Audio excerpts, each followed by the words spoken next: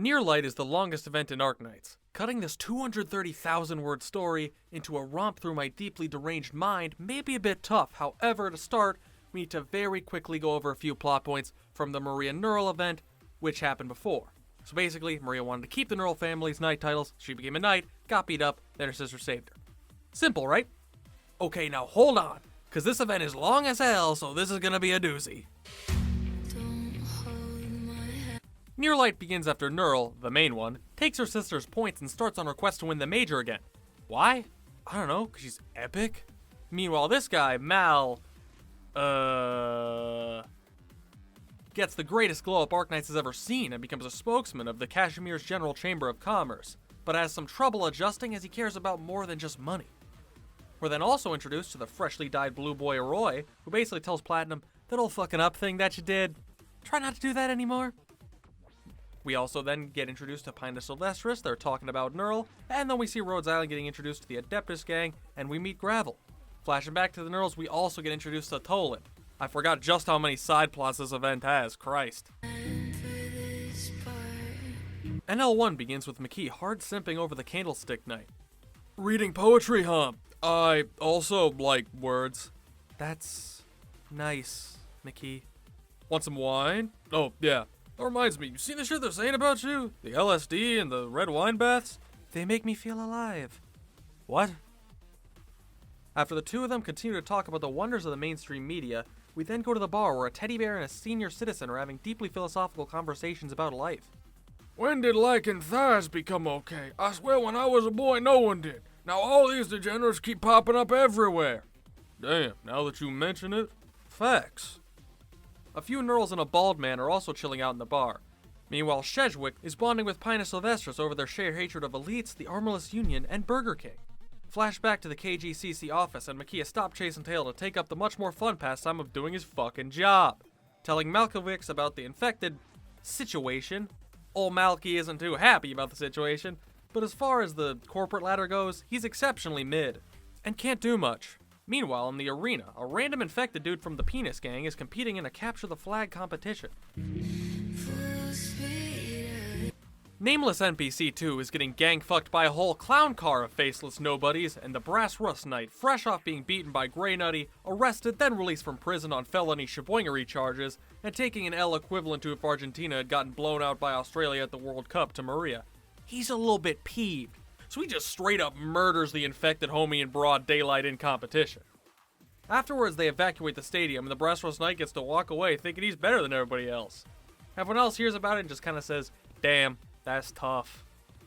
Everyone at Pipe Symmetricist is a bit more upset because they actually knew way more about the guy than everyone else, including the audience did. Like his name. Then one of the event's top 3 NPCs in Toland makes himself known and discusses that they may have some similar interests and goals. Meanwhile, the Lazarites are working, Monique tracking the infected, and Roy eating some fries at the Bowling Pin Pirates bar. That's when we first meet the Nightmare Knight Tola, who waltzes in, sees the elderly man, and recognizes him as a Knightsmore. What exactly is that?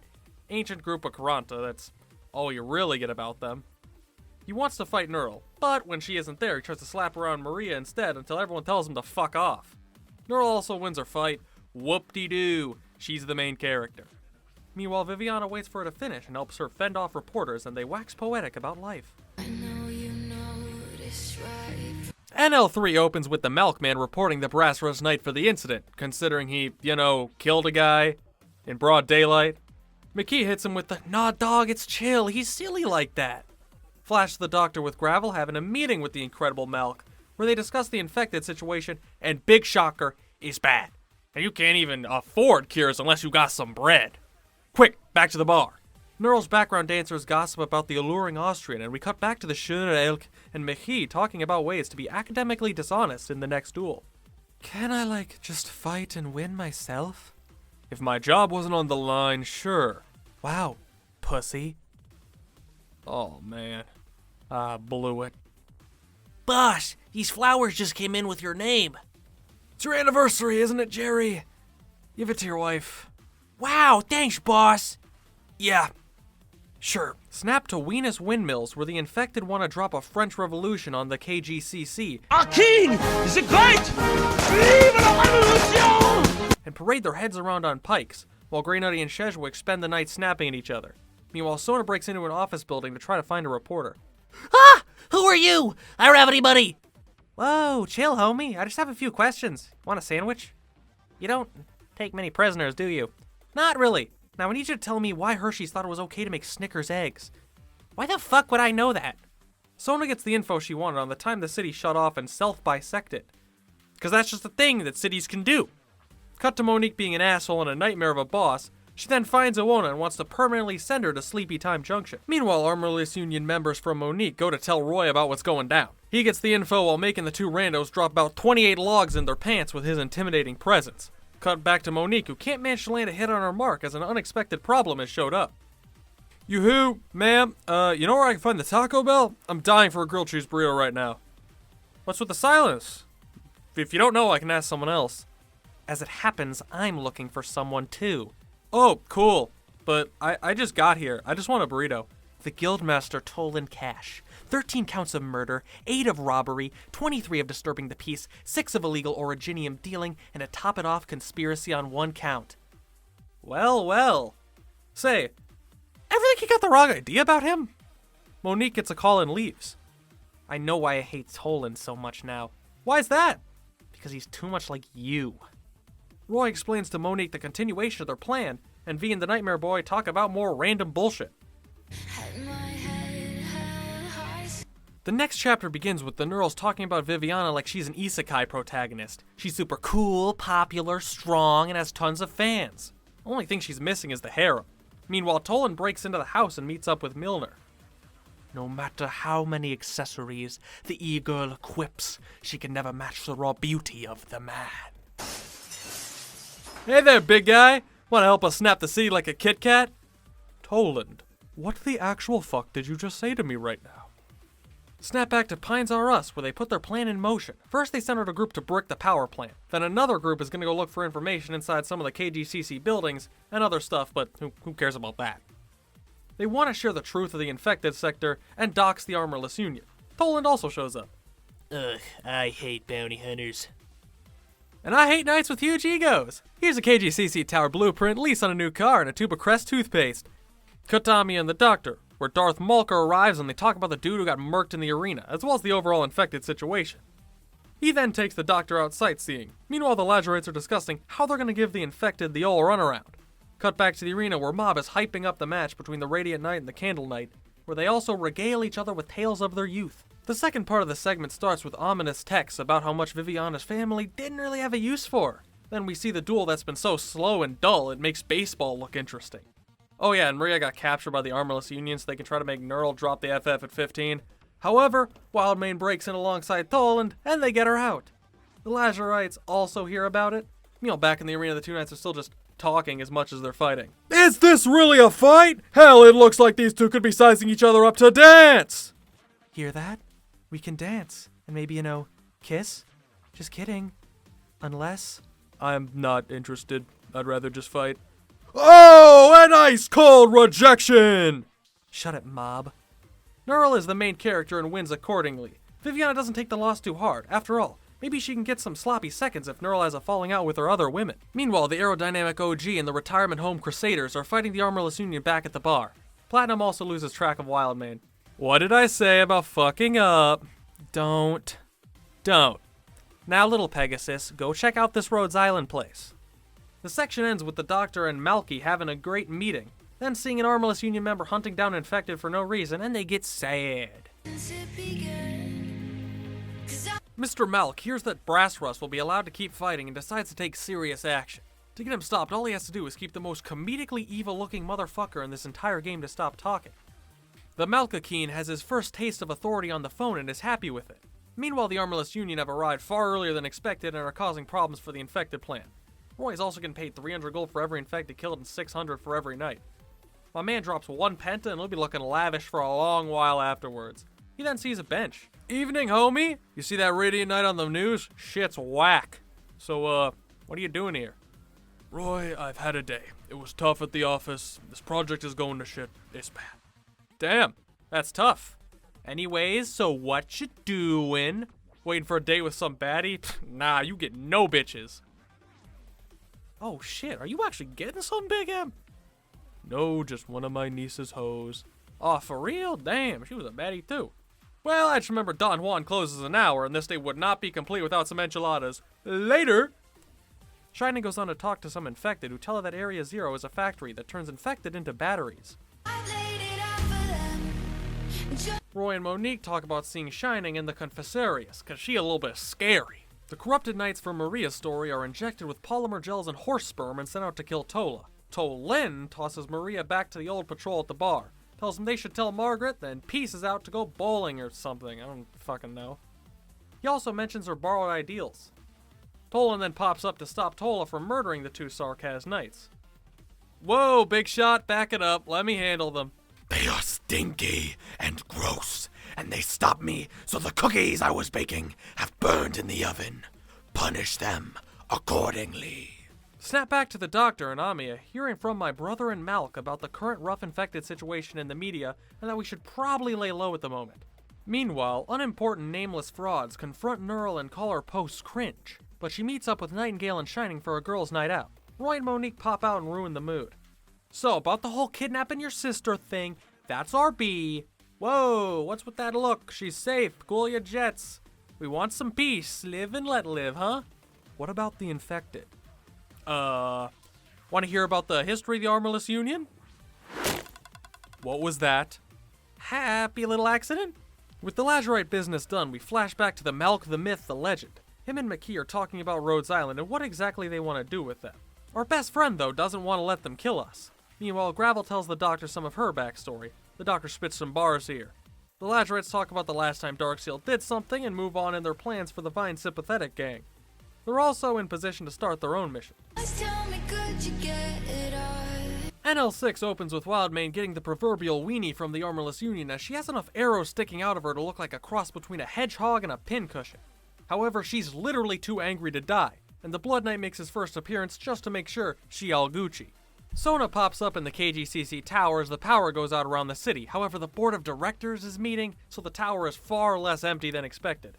Sona overhears Roy come back and give the all clear that their infected destroying plan's going well, which she is none too fond of. As shit goes down around the city, Pinus realize while they've been playing Pong, Roy's been playing StarCraft, and they've been played like a damn fiddle from the start. Snap back to Sona downloading data from the server room that the KGCC could have had protected had they used the sponsor of this video, NordVPN. Nah, but for real, Sona tries to get away but stumbles through a door into the meeting room, where a Stanley Parable looking ass scene awaits with a phone lit up while everything else is dark. The phone rings and the voice tells her that Roy is outside and to just give him the armorless info. When presented with option A, give the info, and B, die, Sona chooses C and jumps out of a skyscraper landing on Grey Nutty. Holy shit, you actually jumped! Gotta hand it to you, Infected, that was metal as fuck! He followed me. Do we have to fight the blue guy? Yeah, my life's on the line, so unfortunately, yeah. You a crazy bitch for real, though. I'm still hung up on that. Like, damn, you could've just given me the chip. Anyone who's made it this far, you're a real one. This video is gonna be a chaotic vomit of action. I can tell that just from writing this script. Anyways, we open with Rhodes and Gravel, where the Doctor explains his big brain deduction of the situation. Meanwhile, snap back to where Roy and the two squirrels are squaring up, and Roy is thus far taking dubs. I respect the hustle, I really do. Again, USB for your lives seems like a good deal to me. Why would I listen? The Armorless aren't exactly nice. Well, murdering people isn't the coolest line of work, and I need that USB to stop the Armorless Union so I can go. So we got some similar motivations here. Can I have the stick? No. But why, though? The squirrel duo try to run away again, so Roy shoots at them and hits Sona. And then Grey Nutty is super angry. But like, hello dumbass, he said he would do that if you didn't give him the drive. This isn't a surprise. But Viviana shows up, who I guess was just wandering around the KGCC area at this time. And with how much her and McKee talk, I'm not surprised. She tells Sona to get herself and the Silver Pistachio out of Dodge while they can. Why'd you save me? Someone wanted to see you. Also, I wouldn't mind seeing you more later. Sorry, I'm kind of busy. I'm not really all that into other girls anyway, so... No, it's fine. Just reject it again. Haha, smiley face. Meanwhile, Toland and Monique are out fighting in the streets. Toland still being the glorious bastard he is. Tola also randomly wanders up, kicking around the streets, and praises the revolutionaries for letting him stargaze like he used to. Cut to the bar, the three Neural girls are there, along with the usual trio of elders, where they briefly discuss Rhodes Island before lookout, boom, another transition, back to the rodent and the deer as they trot their asses up to the Champions Hall, where old white woman is waiting. They essentially give the Neural spiel of, damn, the Knights used to be cool, now they're all modern and smelly, and then sends her on her way. Yo, Monique, you got time to talk? I'm in a three-way battle with a LARPing dumbass and a slippery devil, so no, not really. I know I shouldn't pry into your sex life, but that's kind of whack. Just tell me where I have to go. Shit is hitting the fan now, as campaign nights, the actual trained military are dropping in completely unannounced. These dudes are 10th Prestige veterans and kicking ass, and with them dropping in, the Armorless Union can't really challenge them all that much. Milner, meanwhile, comes back alongside Tolan to take on the Lazarites. Bang! Snap back to the KGCC. Shit is still going crazy, and no one knows what's going down. Jerry from accounting can't figure out the debits and credits anymore. Tim from PR has no clue what he could possibly say. And Petey from the board, well, his wife cheated on him and left him for a younger man and got his house and half his money in the settlement. It's tough luck, Petey. Want a Capri Sun in these trying times? We open with the M&M spokesman duo where the notorious Malk has to head back to the infected district after the power outage. Meanwhile, a Silverlance dude and Loletta both talk about how bad the modern Cashmere's is. Which, like, yeah, I get it, these two are old nobles and they don't have the same power in the modern day. Meanwhile, the overcast Almond is running through the streets, bumps into Platinum and gets surrounded. But an old dude with purple hair and a bird with a fat ass pop in. Then they end up in trouble and getting pushed back 2v1 until Sheshwick turns it into a melee. This whole segment's like one of those Scooby-Doo scenes where they're in the hallway running through different doors. Snap to the Neural House where Milner and Liam are meeting up. Damn, your estate is so clear Tactone's ego could walk through here. What? Who? Liam, why are you here? Sisters move out? I mean, damn, there is nothing here. Fuck off, dude. Snap to the Road Squad, where they and the Moat are talking about the Area Zero situation, the history of Cashmere's, and their current fucked up role in it. However, the single moral compass in the KGCC still shows he's willing to work with us to find another option. Flashback to the slums where Slimusaurus are back. Sona and the Nut meet up and everyone else is also there. Slicing into another scene back at the KGCC building, McKee and Mob are talking about the upcoming matches, and McKee essentially tells them, Neural and the Nightmare Knight are both dumbasses, but we need dumbass B to win. So when the judges give it over, make sure the audience thinks is chill. He also shares with the Malkster that it seems like the Armorless Union are being a bunch of bubble blow-in diaper baby traitors. Do you always have so much free time? Boy, you literally walk the city all day every day. What do you mean I have free time? The cities are cringy, and I don't understand taxes. Like it's my money, government. Fuck off. We need to return to Monkey. Why am I, the boomer, telling the young man to live in the now? This is weird. Later on in the arena, Neural and Tola are squaring up with far less talking than the last matchup. Meanwhile, Justina is off finding Sheshwick's wife and kids, so that's pretty wholesome.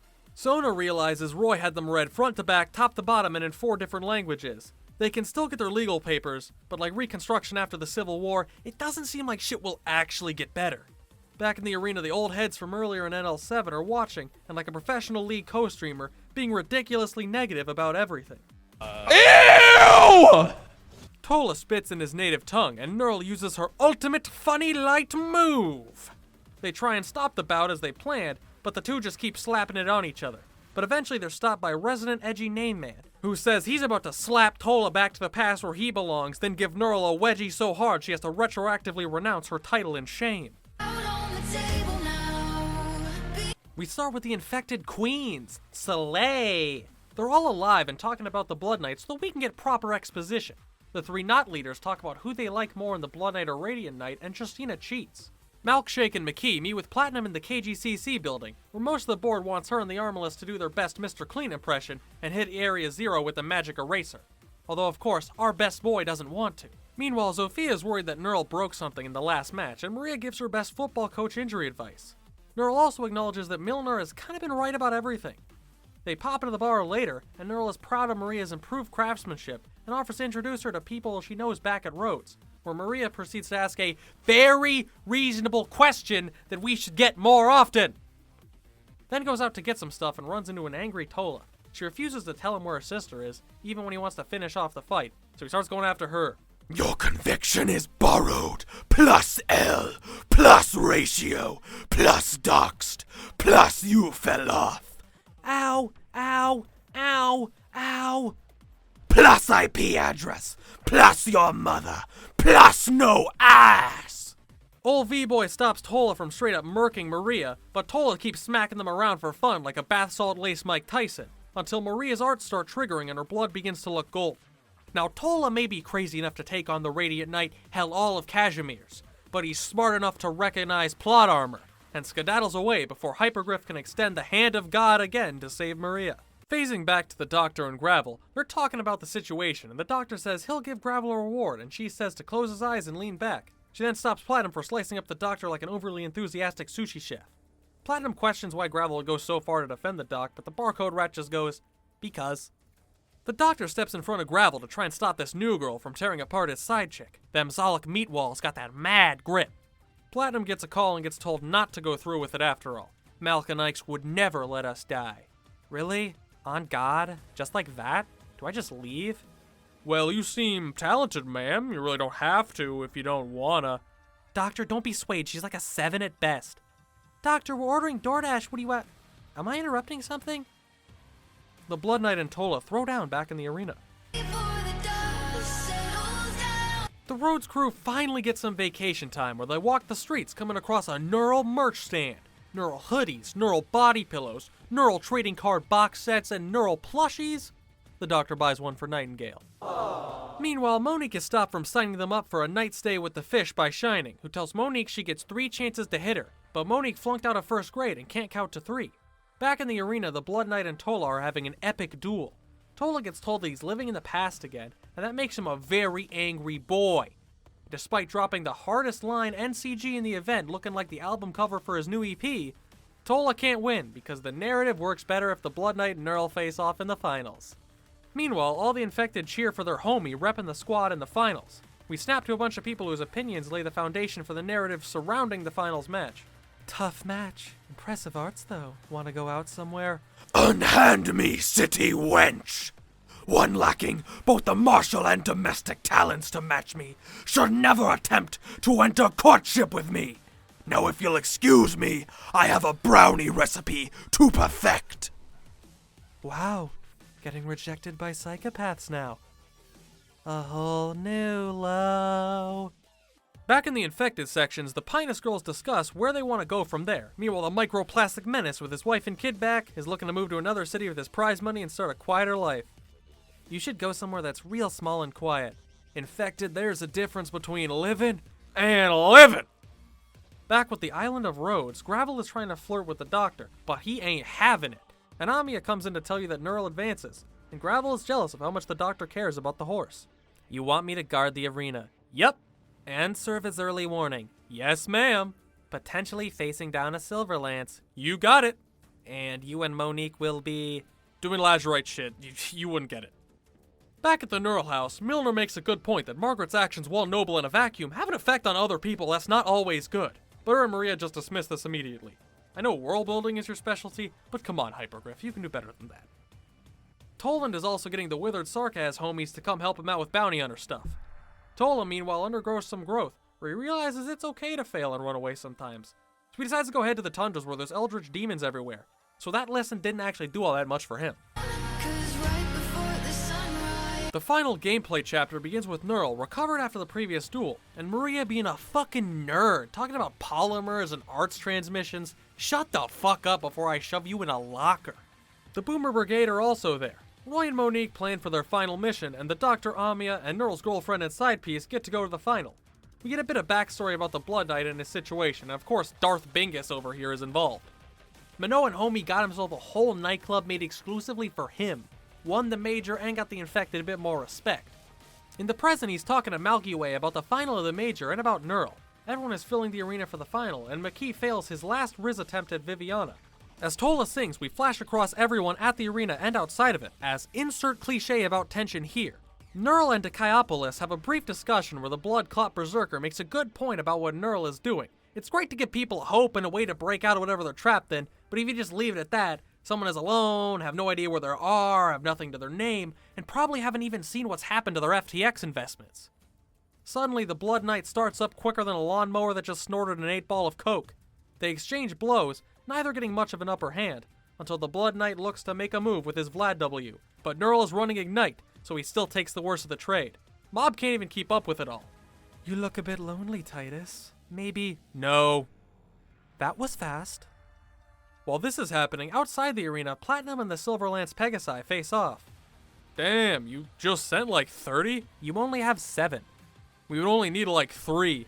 Maybe 2 if Jerry was sober, but he wild like that.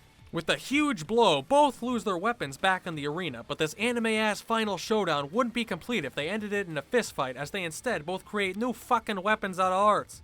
Everyone starts giving Nurl their energy. Again, anime-ass final battle. With one final statement of their ideals, the two jump in for the last strike.